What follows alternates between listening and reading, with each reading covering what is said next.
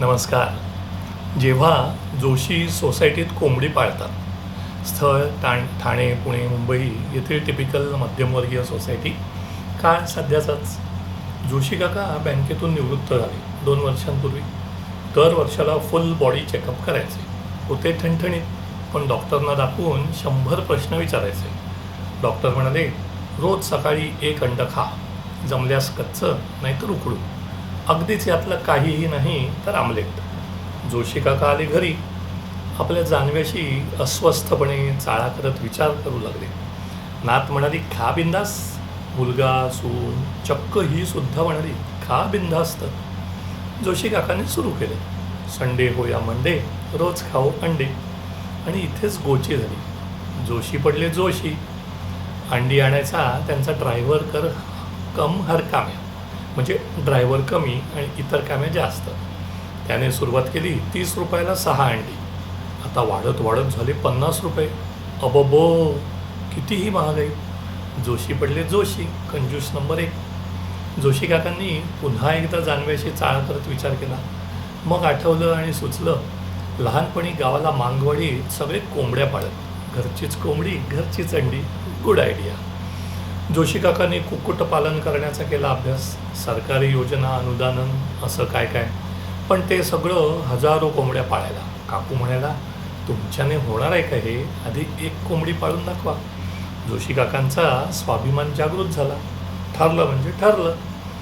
आपण सोसायटीतच कोंबडी पाळू. जवळ एक चिकन विकणारा चाचा होता. गेले त्याच्याकडे, तर तो म्हणे, मी मारूनच देतो. 1 कोंबडी जिवंत सुटत नाही आपल्याकडून. मग गेले कुक्कुटपालन करणाऱ्या शेडवर. त्याने 1 शुभ्र कोंबडी फुकट देऊन टाकली. जोशी काकांना खूपच आनंद झाला. फुकट मिळण्याचा जास्तच. तिला घरून आणून ठेवली खोक्यात, तर ती हालचालच करेना. जागच्या जागी ठप्प. लावला त्याला फोन.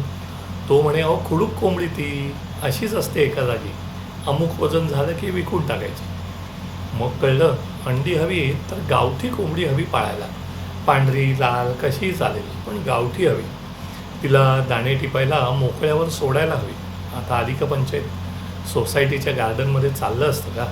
जोशी काकांनी लिहिला अर्ज. माननीय सेक्रेटरी, लोक कुत्रा पाळतात, मांजर पाळतात. मी कोंबडी पाळायचं ठरवलेलं आहे. कृपया परवानगी द्यावी. मग काकांनी महानगरपालिकेत चौकशी केली. कुत्र्याला मिळतो तसा काही पट्टा वगैरे हवा काय कोंबडीच्या मानेत अडकवायला? तो कारकून म्हणे, 6 अंडी द्या मला आधी, मग सांगतो यातून मार्ग. अखेरीस जोशी काकांनी आणली 1 पांढरी शुभ्र गावठी गोत्राची आखूडपिशी बहुअंडी अशी कोंबडी.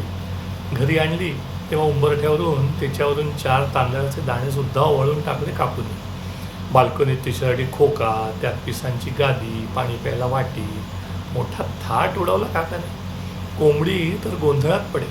माझी स्वतःची पिसं कोणती आणि गादीची कोणती? वाट बघून काकांचे डोळे शिणले. कोंबडीची बडदास्त तर जोरदार होती, पण अंड काही मिळेना. मग कोणी सांगितलं की अहो 1 कोंबडा पण हवा त्यासाठी. झालं, पुन्हा सगळा खटाटोप. कोंबडी झाली, आता कोंबडा. अखेरीस एका सुमुहूर्तावर कोंबडीने 1 अंड दिलं. काकांचा आनंद गगनात मावेना. अगदी पुत्र महाराष्ट्राला झाला, पुत्र सह्याद्रीला झाला. काकू म्हणाल्या, पण पोटच्या मुलाच्या वेळी 3 दिवसांनी पोचला होतात. काकांनी त्या अंड्याची बाल्कनी ते हॉल अशी मिरवणूकसुद्धा काढली. रात्री डायरीत नोंदसुद्धा केली, आज माझ्या आयुष्यातील अविस्मरणीय दिवस. आमच्या कोंबडीने आज पहिल्यांदा अंडं दिलं. आणि मग दुसऱ्या दिवशी काकांनी जमा खर्च बघितला. कुरड्याचा खोका, नवरा म्हणून कोंबडा, सेक्रेटरीशी भांडण, सगळं साफ करायला अतिरिक्त कामवाली आणि तिचा पगार. 1 अंड चांगलंच महागात पडत होतं. त्यातून बर्ड फ्लू आणि अशा बातम्या अधूनमधून शेजारी मुद्दामून ऐकवायचेच. शेवटी बँकेचा अनुभव कामाला आला. जोशी काकांनी कोंबडी आणि कोंबडा कोपऱ्यावरच्या चाच्याला देऊन टाकले, म्हणजे बार्टर पद्धतीत. त्याच्या बदल्यात तो 1 डझन अंडी फुकट देणार. अखेरीस अर्थशिल्लक सलामत तो अंडी 50.